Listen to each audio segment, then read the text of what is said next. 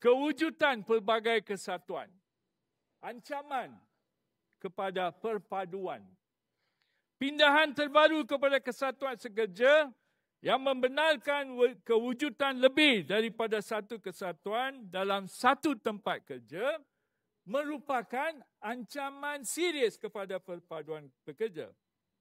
Tetapi kita menghormati undang-undang yang dipindah. Walaupun sesetengah pihak menganggapnya sebagai langkah demokratik, hakikatnya kita telah menyaksikan pegawai-pegawai tertentu secara aktif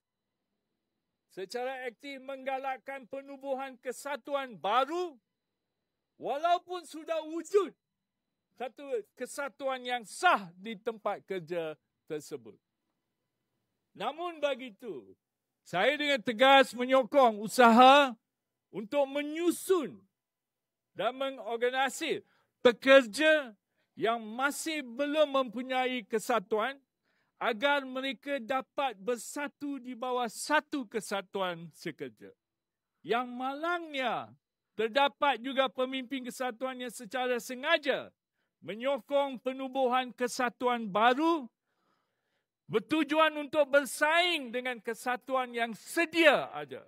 Ini adalah satu bentuk pengkhianatan terhadap semangat perpaduan dalam gerakan kesatuan pekerja. Kami menyeru kepimpinan baru MTUC supaya mempertahankan perpaduan antara kesatuan gabungan dan menggalakkan penubuhan kesatuan di tempat kerja yang belum ada kesatuan. Bukannya memecah belahkan struktur kesatuan yang sudah kukuh. Sebuah pusat buruh sepatutnya memperkukuh, bukan memecah belahkan gerakan pekerja.